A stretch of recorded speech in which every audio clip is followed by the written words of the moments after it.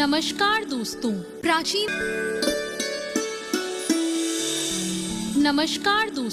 प्राचीन समय की बात है। एक बार सभी नवग्रहों सूर्य, चंद्रमा, मंगल, बुध, बृहस्पति, शुक्र, शनि, राहु और केतु सभी में विवाद छिड़ गया कि सब में बड़ा कौन है। जब आपस में उनका निर्णय नहीं हो पाया तो वो सभी देवराज इंद्र के पास पहुँचे। इंद्रदेव इस सब को देखकर घबरा गए और इस निर्णय को देने में उन्होंने असमर्थता जताई।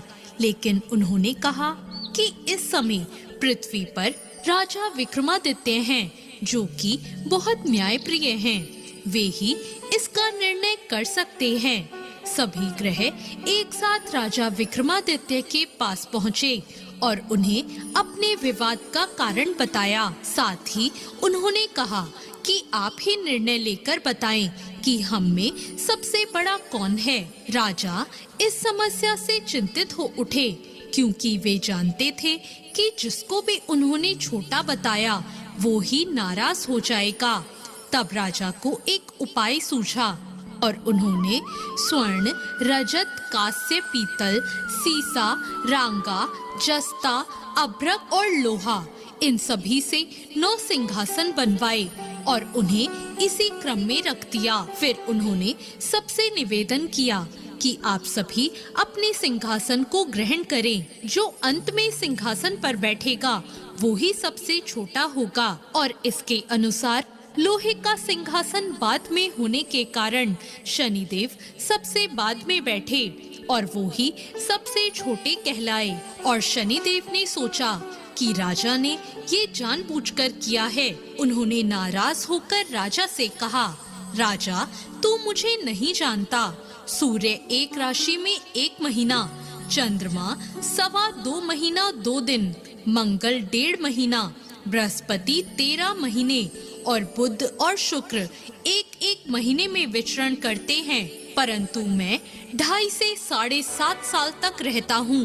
बड़े बड़ों का मैंने विनाश किया है। श्री राम की 7.5 आने पर उन्हें वनवास हो गया और रावण की 7.5 आने पर उसकी लंका को बंदरों की सेना से परास्त होना पड़ा। और अब तुम भी मुझसे सावधान रहना। ऐसा कहकर नाराज हुए शनिदेव वहां से चले गए। कुछ समय बाद राजा की 7.5 आई। तब शनिदेव घोड़े के सौदागर बनकर उसके राज पे पहुँचे। उनके पास कई बढ़िया घोड़े थे। राजा ने जब ये समाचार सुना तो उसने अपने अश्वपाल को अच्छे घोड़े खरीदने की आज्ञा दी। राजा के अश्वपाल ने कई अच्छे घोड़े खरीदे और एक सर्वोत्तम घोड़े को राजा की सवारी के लिए रख दिया।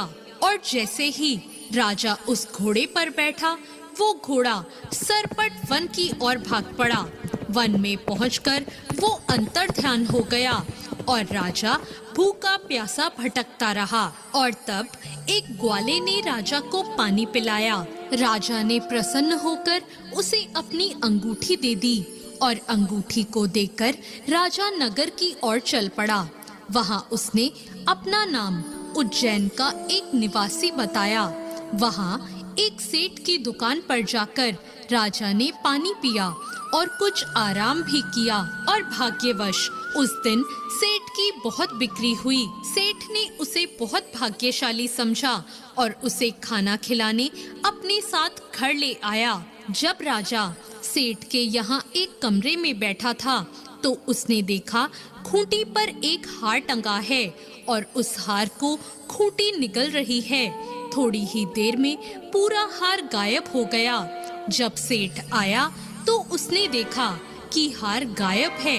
उसने समझा कि इसी ने उसे चुराया है और उस राज्य के राजा ने भी उसे चोर समझकर उसके हाथ पैर कटवा दिए और उसे नगर के बाहर फेंकवा दिया। वहां से एक तेली निकल रहा था जिसे दया आई और उसने उसे अपनी गाड़ी में बिठा लिया और फिर वो मुंह से आवाज कर बैलों को हाँकने लगा। उस समय राजा की शनि की दशा समाप्त हो गई। वर्षा काल आने पर वो मल्हार गाने लगा। तब वो जिस नगर में था वहाँ की राजकुमारी को उसका गाना बेहद पसंद आया कि उसने प्रण कर लिया कि उस राग गाने वाले के साथ ही वो विवाह करेगी। उसने अपनी दासी को उसे ढूंढने भेजा। दासी ने बताया कि वो एक ऐसा आदमी है जिसके हाथ पैर नहीं है, परंतु राजकुमारी नहीं मानी। जब राजकुमारी नहीं मानी तो राजा ने तेली को बुलवाया और उसे विवाह की तैयारी करने को कहा और फिर उसका विवाह राजकुमारी से हो गया।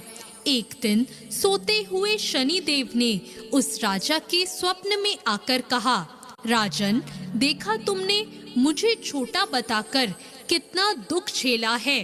तब राजा ने उनसे क्षमा मांगी और प्रार्थना की कि हे शनिदेव, जैसा दुख मुझे दिया ऐसा किसी और को मत देना।